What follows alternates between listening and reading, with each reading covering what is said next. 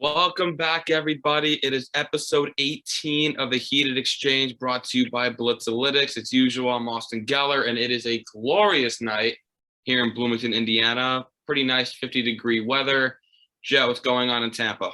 Yeah, it's great here as well in Tampa. Obviously, it's a big time for all of us fantasy football managers as we have officially reached the playoffs in most leagues. It's an exciting time. A lot of titles are going to be won in the next couple of weeks. So we're here to get you ready for those fantasy playoffs, and we'll also be taking a look back on the fantasy regular season. So it should be a very exciting show. Absolutely. I cannot wait to get into it. And we are going to start off the show talking about the Blitz League. Jett, Yes. you wanna fill everybody in what's going on? Yeah, so after going on an 8-game winning streak for myself, I lost this past week. So I moved down to the 4 seed. Then we have Austin, who has a bye. He is the number 2 seed with a record of 10-4. Should be 11-3, but you know. Yeah, should have, would have, could have. You picked up a big win. You won by 12 points against Ryan Lippert. You actually prevented him from making the playoffs, so you picked up that bye, and you also prevented someone from being in the playoffs. So now, as we're looking at the playoff bracket, I'm no longer on Austin's side of the playoff bracket. I'm in the 4-5 matchup with lucky you with Jack, and I will be playing the winner of that game. Will be playing David Connors, who's the number 1 overall seed. Over on the other side of the bracket, the 3 seed Ashton versus the 6 seed Nicholas will play.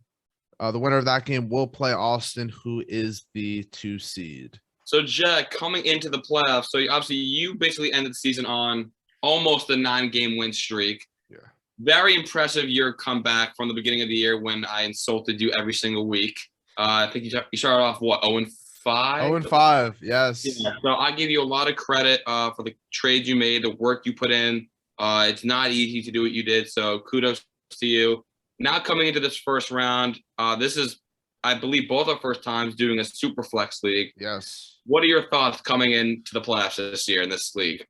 Yeah, I mean, it's definitely been very interesting to have, 2 quarterbacks in your lineup, especially with that super flex. I've used a quarterback in that spot pretty much all year, like pretty much everyone else in the league. But coming into the playoffs, I wouldn't say that I'm as excited about my team as I initially thought.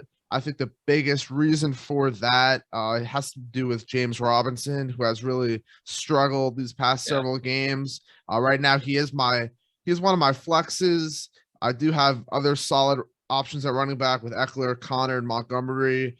But James Robinson might not even crack my starting lineup this week. But as of right now, I am projected to win my first round matchup against Jack by a score of 170 to 163. But it's definitely going to be a tough matchup. But I'm definitely excited. I'm definitely excited that I won't have to face Austin until potentially the championship round. So that's good.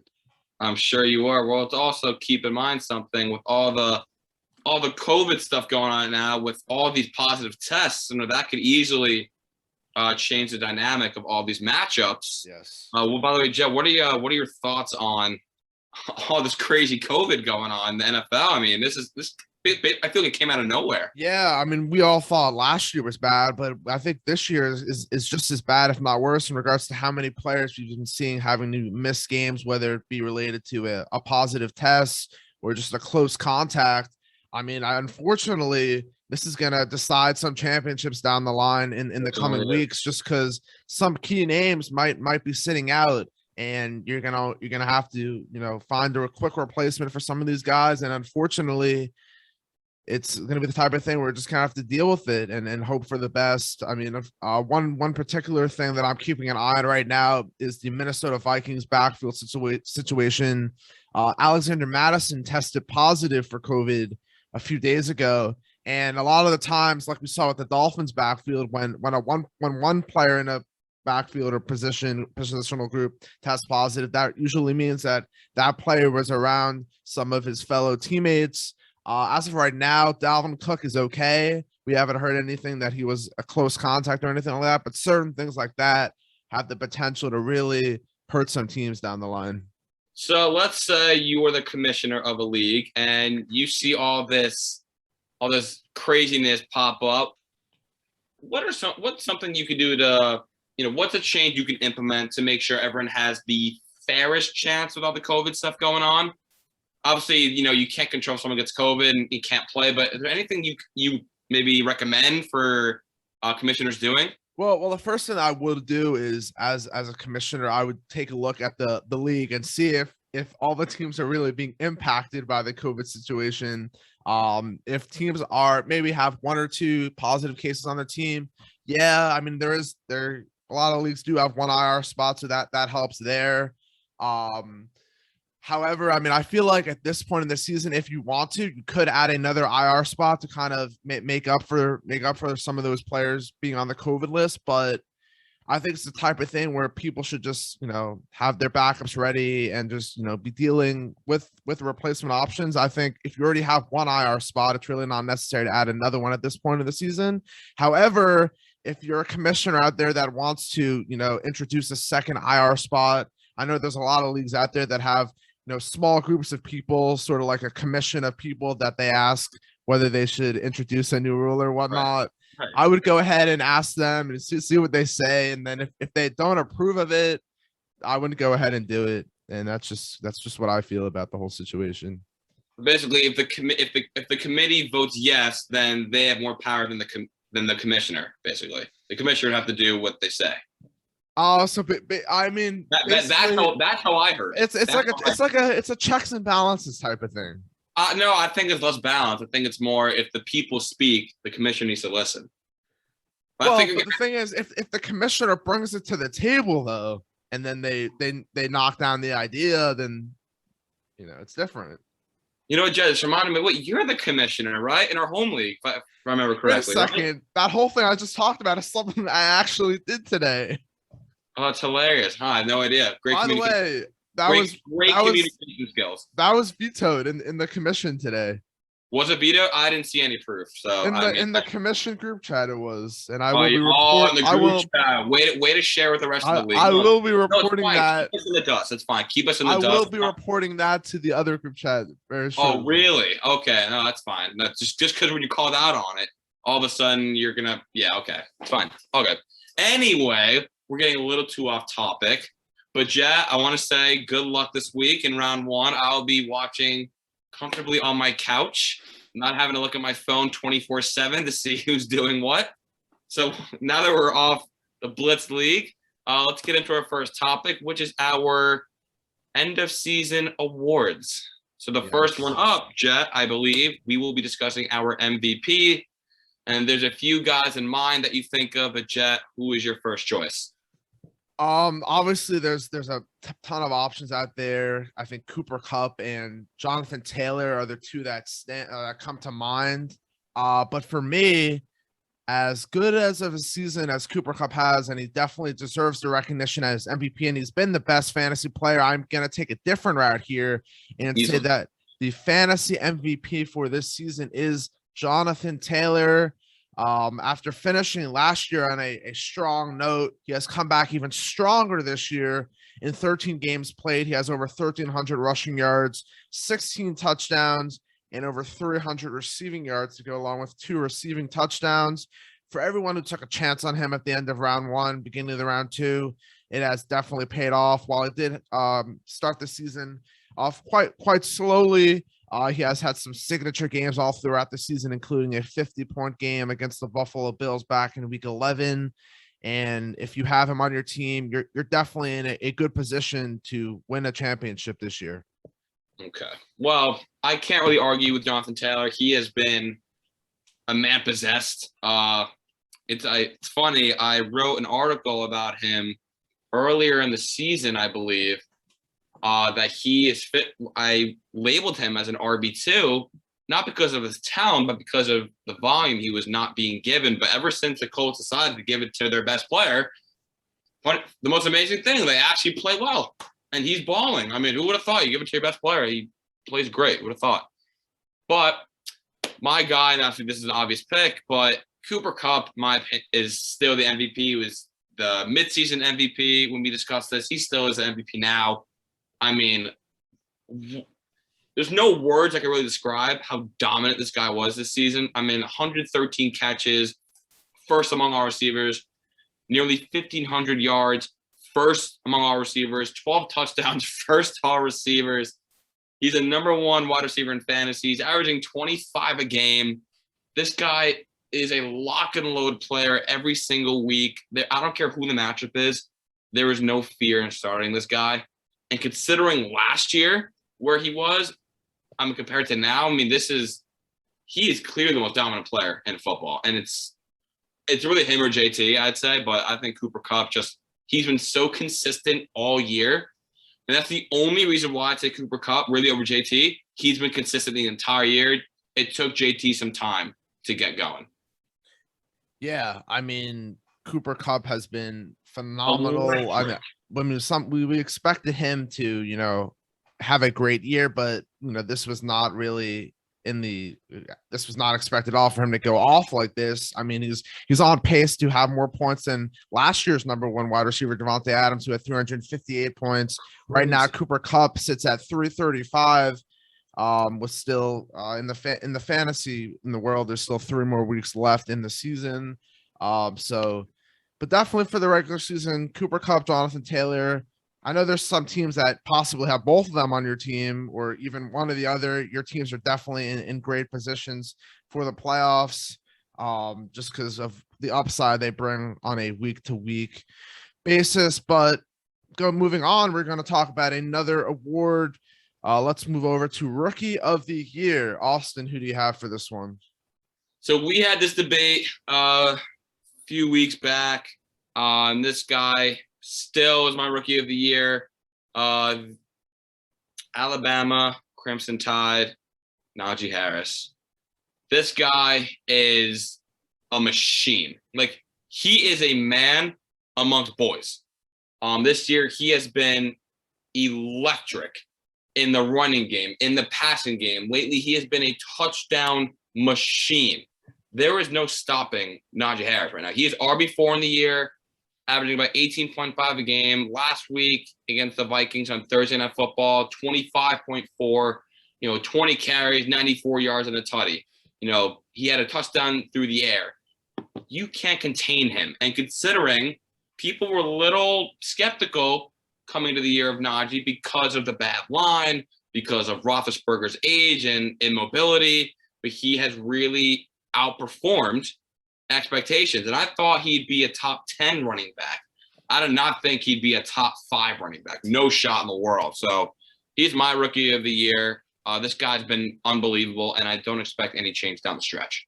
Yeah, Najee has, like a lot of running backs we've seen in the past, kind of dismissed the notion that you need a good offensive line to be a productive fantasy player. Najee can do everything. He's a receiver out of the backfield. He's a good runner, and he has become one of the focal points of the Steelers offense. And he's also approaching 1,000 yards. That's 6th among running backs.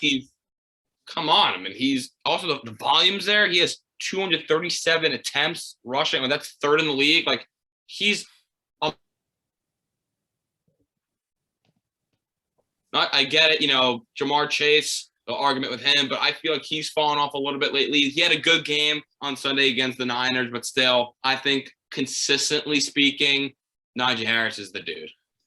Yeah, I mean, considering this is his rookie year, he's definitely going to be going places throughout his career, and it's definitely been fun to watch so far. But you mentioned him before. My Rookie of the Year for this year is Jamar Chase, and coming into the season, the expectations were kind of low based on all the rumors and of all of the balls that he was dropping, whether it be in practice or throughout the preseason.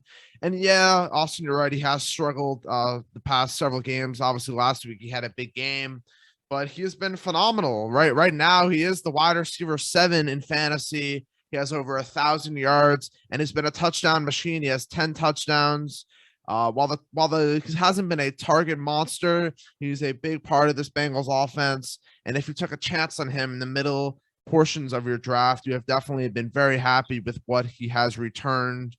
Obviously, there's a lot of good rookies that have performed well this year. My guy Jalen Waddle, Javonte Williams has actually come on strong this past several games. But Yes, for me, yeah, for me, it's between Najee and Jamar Chase. Both have had phenomenal seasons. Got to also give some attention to, maybe not from a fantasy perspective, but Mac Jones is most likely to win Rookie of the Year from the NFL perspective. They all deserve mentions as well because there's been a lot of successful rookies this year. And like you just said, and I'll reiterate that, Javonte Williams, this guy is going to be a stud. If not already a stud, the future is so bright for this kid.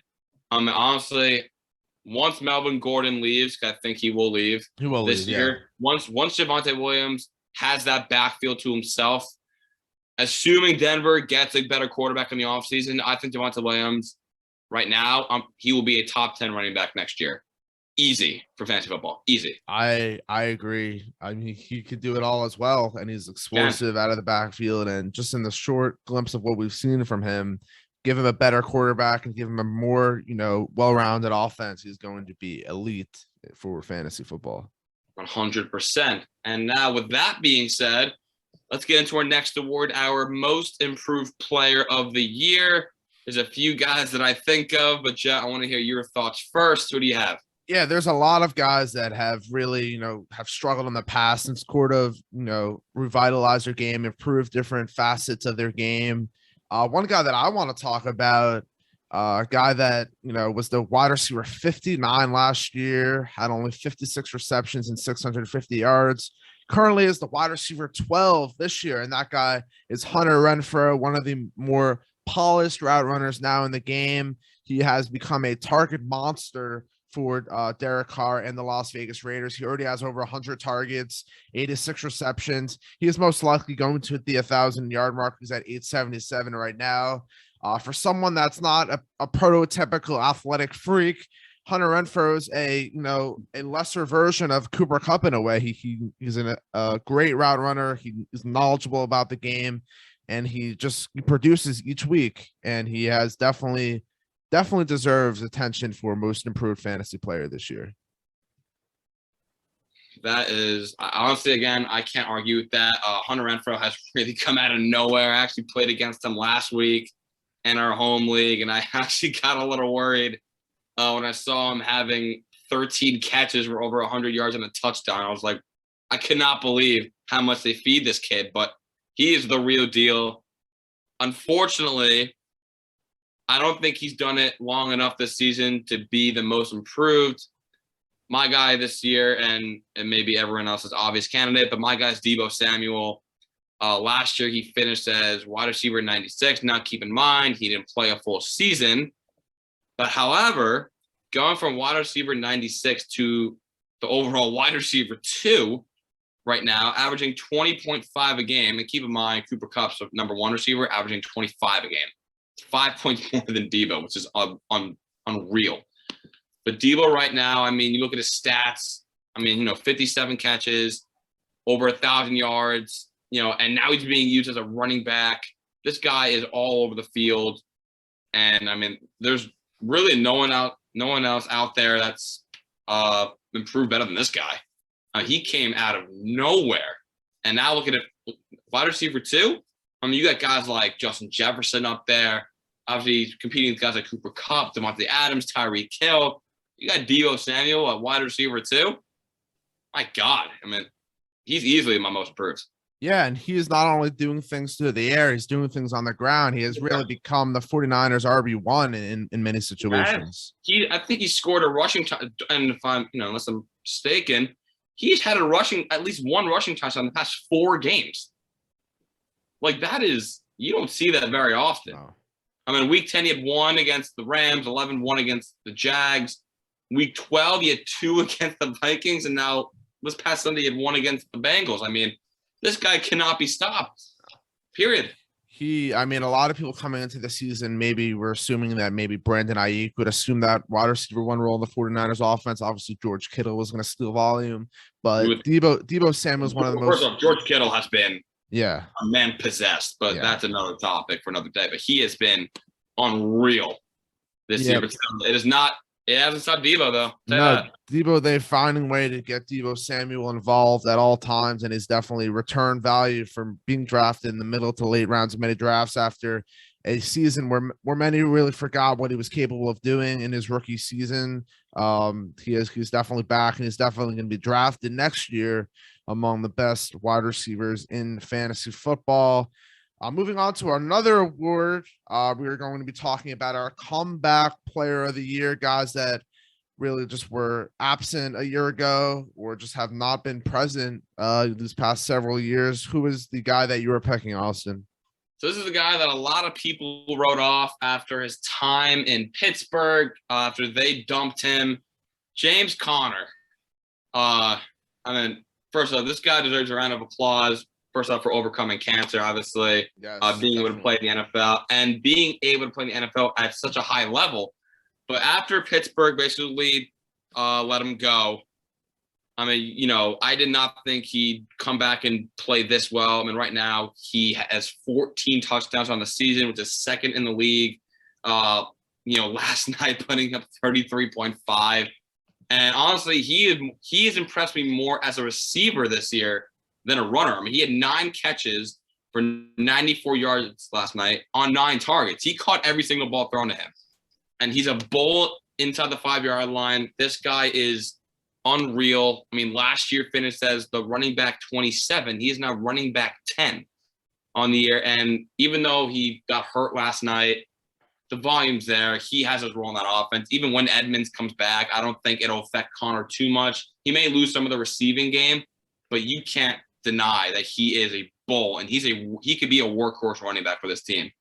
He has reinvented himself into this offense.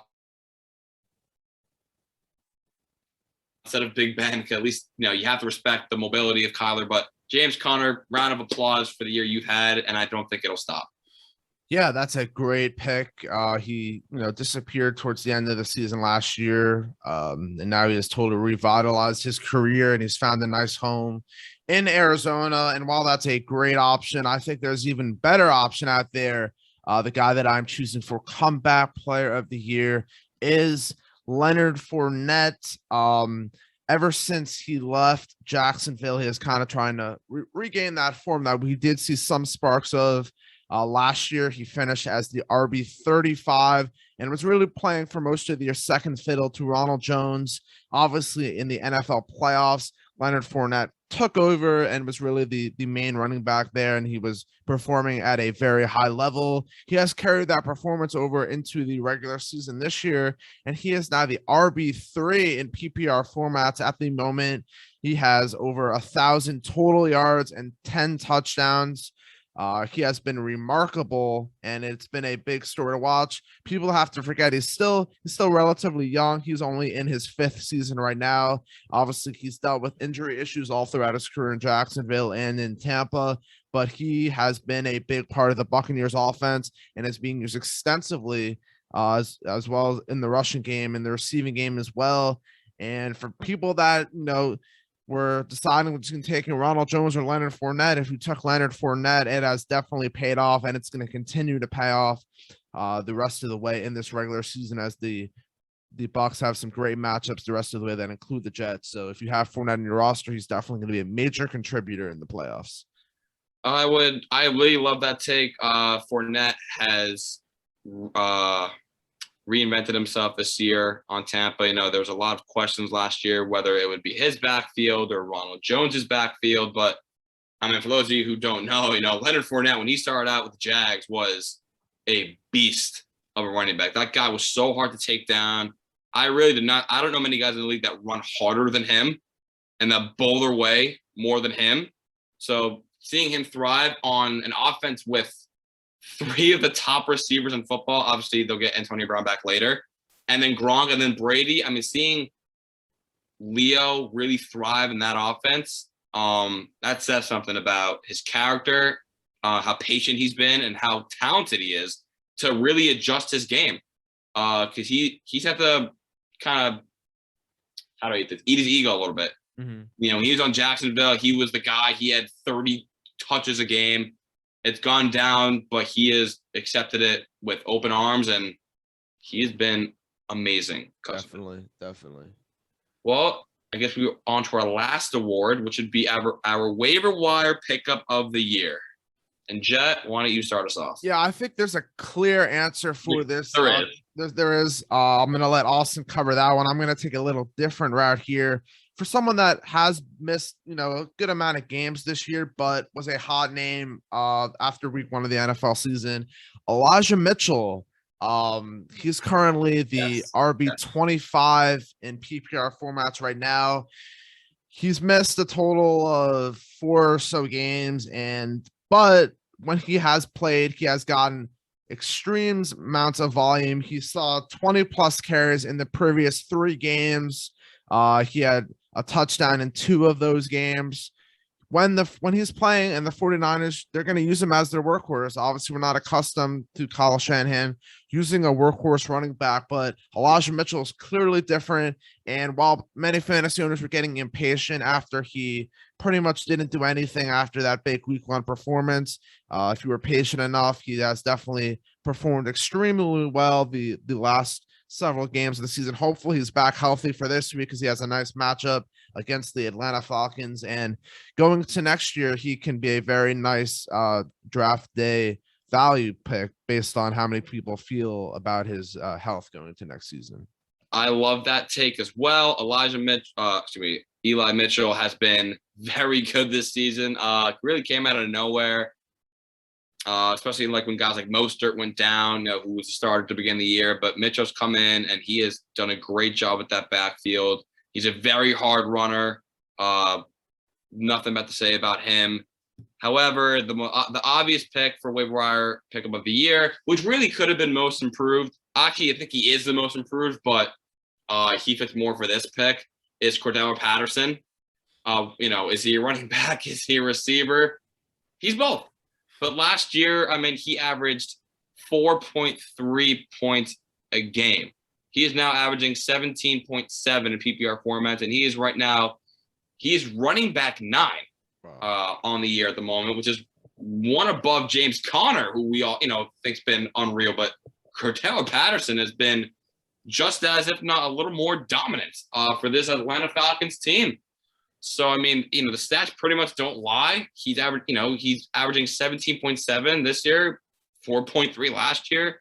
He's used as a receiver and a running back. He could score no matter what. It seems like he's scoring a touchdown every single week almost. But it's pretty obvious who it is right now. It's Cordell Patterson. Yeah, it's definitely. There's been some great waiver wire finds. I think you could also include someone like Hunter Renfrow in there. Yep. Maybe some of the tight ends, Dawson Knox, even Pat Freiermuth have also been very good. But I think Patterson is the clear answer to this question. Easily. Well, that wraps up our award ceremony. And now for the next section, Jett, I believe we will be discussing our defensive streaming options for this week in case you need a defense, because frankly, defenses really can come in clutch.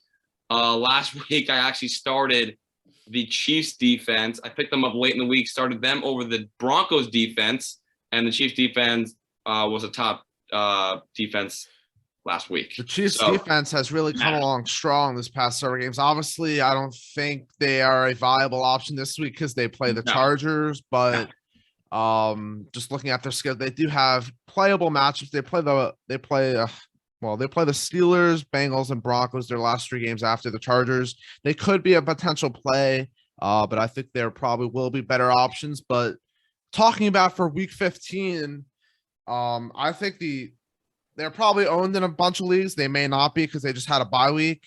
The Miami Dolphins, they currently have a 46% ownership percentage in most Yahoo leagues. Many people might have dropped them because they were on a bye week, but they do play the New York Jets this week, and the Dolphins are one of the hottest teams in the league, and their defense has been at the main part of that reason why they've been hot. They've had three of the past 5 weeks that they've played, they had three top three finishes. Last time they played the New York Jets, they were a top 10 defense. But we've seen what Zach Wilson is capable of doing. He's very injury prone, very interception prone, and the Dolphins should be able to take advantage of that along with a good amount of sacks. The Dolphins are a great streaming option this week, in my opinion. And unless you're in a 4-team league, the Dolphins defense should not be available in any other league. They should not be available at all. Like unless they were dropped because of their bye week. They were dropped, but they, in my opinion, are a top 4 defense this week. But my waiver wire defense of the week is the Cleveland Browns, who have recently been playing a lot better. In ESPN leagues, they put up about 18 in week 9. Week 10, let's get that out of the way against the Patriots. They got obliterated. But week 11, 9 against the Lions. Week 12, 11 against Baltimore. And now last week, 13 against Baltimore. This defense has been heating up. They're getting healthy, and they have a very juicy matchup against the Raiders this week, whose offense has just been in shambles. They don't have an identity at the moment.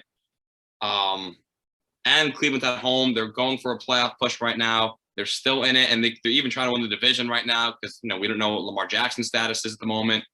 But this is a great streaming option this week. I think they're going to take advantage of the Raiders' nothingness really, because they are awful at the moment.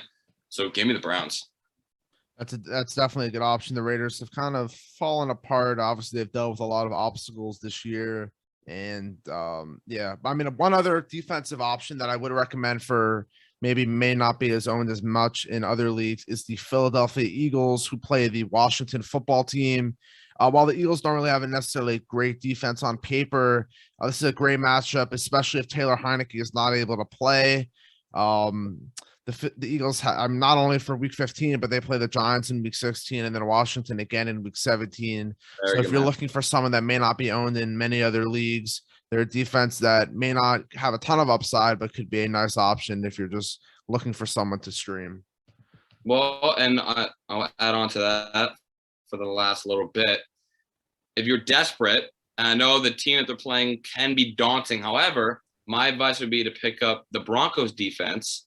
They play Cincy this week. However, it's in Denver, and we all know playing in Denver is just a different animal. It is not easy. If they're playing in Cincy, I would say stay away, but playing in Denver is not easy. I think this would be Burrow's first time playing in that stadium, and it's a different vibe. And we've seen even the best teams struggle a little bit. We saw the Chargers struggle the other week against Denver in Denver because it's frankly playing Mile High. It's different. It ain't easy. So Denver's a good option as well. Yeah, that I definitely agree with that. I mean, there's definitely going to be options that you find on the waiver wire that you may not think are appealing, but they could work out just because based on the matchup or other factors such as weather or whatnot, could be a great play. Also, a good strategy to do. If your opponent is in need of a defense, why not try and scoop up one of the defenses you think they may be looking at, because he's kind of playing keep away, kind of helping you in your matchups as well. 100%. It's always a good strategy. It's a little snaky, if you ask me, but it's a good strategy, I think. All is fair in love and fantasy. Yeah. But one more thing we wanted to talk about in this one, we want to have some accountability, and we want give people an update of how we've done in all of our fantasy leagues. Obviously, we keep you updated on the Blitz League each and every week, but Austin and I are also in a bunch of other leagues as well, and we want people to stay informed on how we do, just so we keep ourselves accountable each and every year. So, Austin, how have you done in all of your leagues this year? Pretty well. I'm officially in 8 leagues right now. One of them, unfortunately, I don't take seriously. But other than that, the other 7 leagues I'm in, I've done very well.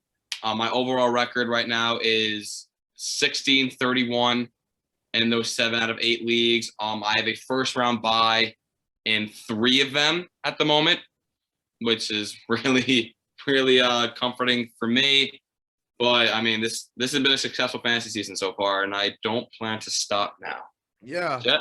For me, I am in a total of 8 leagues as well, but there are only 5 that are, give my undivided attention. I have a total record of 42 and 28, and I have one team that's in first, 2 teams in fourth, and one team that is in third. So it's definitely, I have a good amount of teams fighting for, championships this year, and it should be an exciting run. I'm excited, and we'll see if some of these teams that I have can, put together a championship run. Well, right now, I'm looking forward to watching your team crumble in the first round in the Blitz League and hopefully crumble in the first round in our home league. Well, that's not what I want. So we'll Well, you do see. realize, you do realize in our home league, even if you somehow come out of it, you still got me to contend with in the second round. I'm waiting for you. It definitely won't be easy. I know you want your revenge on me from earlier in the season. I really do. That is, and overall, because we know what my record is against you all time. Yeah, I have not let that go yet. So don't think you're getting by easy. All right, finally, we are going to be talking about the pick'em, and we are going to be giving our upset picks of the week. Give everyone a little update how Austin and I did this past week. We finished with the same record once again. We've both finished with a record of we both had 4 wrong. Yeah, we both had 4 wrong for a record of 10 and 4 once again. Yeah, we keep, going neck and neck. I still have that 1 game edge on you. Actually, the last minute change that you made caused me to make a last minute change when you changed your Rams pick to the Cardinals. I changed my Cardinals pick to the Rams just because I saw that you had a 1 game lead over me. So I figured, why not change that pick? So. And well, that definitely worked out for you. Good call on that. Bad call on my part. But it's a new week. And this week is going to be a little more interesting with the picks, with all the COVID tests being positive. So I'm going to have to really be a little more careful with who I choose. But for right now, let's get into our upsets of the week. Jett, do you want to start us off? Yeah. Looking at some of the games this week, it's really hard to find like a good upset pick. I feel like there's a lot of games that may be blowouts this week. Just taking a look at some potential options. Obviously, a big one Thursday night is the Chiefs Chargers. We could see maybe the Chargers take one at home. Then you have games like the Patriots Colts, where the Colts are actually favored at home by 2.5. Not really sure how much of an upset it would be if the Patriots did actually win that game. No. Then you have games where you got the Cardinals favored by 13.5, the Cowboys favored by 10.5, the Bills favored by 10.5. Could those games be upsets? Possibly, but probably not. For me, the game that I think will be an upset is the Chargers over the Chiefs. Yep. I get that the Chargers have been very inconsistent throughout the year. They've kind of been good 1 week, bad the next. The Chiefs have been one of the hottest teams in the NFL. I believe they are on a 6-game winning streak right now, and their defense has been playing better. Mahomes has looked a lot better than early on in the season, but this game will be in Los Angeles, and the Chargers looked really good last week against the Giants, and I expect them to look good once again in a big game. This will most likely be a deciding factor in who wins the division. Obviously, the Chiefs stand at 9-4 right now. The Chargers at 8-5. So a win for the Chargers would pull those teams at the same record. So give me the Chargers to upset the Chiefs on Thursday Night Football. Well, you stole my pick, so thanks a lot, friend. But fortunately for me, I have a backup option. And this may be a little unpopular considering where the game is. My upset of this week, and I'm going a little bolder here. The Seattle Seahawks will upset the Los Angeles Rams. Wow. I know. Very bold, especially after last night's game. The Rams came into Arizona, took care of business without Jalen Ramsey. But I want to give everyone a reminder who the quarterback is for the Seahawks. Russell Wilson, one of the best quarterbacks of this generation, and honestly, I believe of all time. This guy is one of the most clutch players in the league in NFL history. They're 5-8 right now. They're still in the hunt for the playoffs, and I believe Russ is going to be big down the stretch, and they need this win. Honestly, if they lose this game, I think it really hurts their chances. And I think Russ is going to make one more run with the Seahawks. I don't think he'll stay in Seattle after the season, which is why I believe he's going to go out. If he's going to go out, it'll be in the playoffs. They need this win on the road. It's the perfect time for Seattle to make their mark. And I believe everyone is going to be favoring the Rams after their game last night. This is exactly why it's a good opportunity to pick the upset Seattle Seahawks. I like that pick a lot. Obviously, the Rams, they definitely looked dominant last night against the Cardinals, and that was without a bunch of players. But they have showed they do have flaws, and the Seahawks are playing a lot better now that they have Russell Wilson back. So it's definitely a game that could go in the Seahawks' favor for sure. So it's a good backup pick that you had stored in your pocket.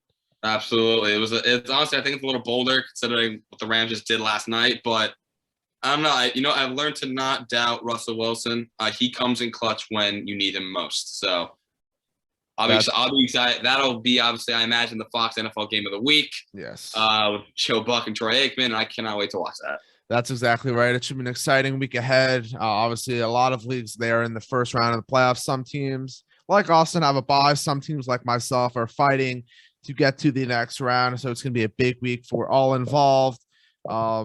Austin, anything you want to add before we get out of here? Well, except for the usual of checking out the website, blitzathletics.com, for help for your fantasy leagues or anything you really need sports-wise. We're here, but mainly good luck to everybody out there in the playoffs. If you're in on a bye like I am, enjoy your week off. Sit on the couch, relax. You don't have to be looking at your phone 24/7. But for those of you who are playing this week, good luck on your matchups. Keep in mind these waiver wire streams we talked about. Really, defenses, even kickers, they can make the biggest difference. So if you're looking for one of the positions, please check out this video, or even check out the Blitzalytics page. That's what we're here for. Jett, send us off.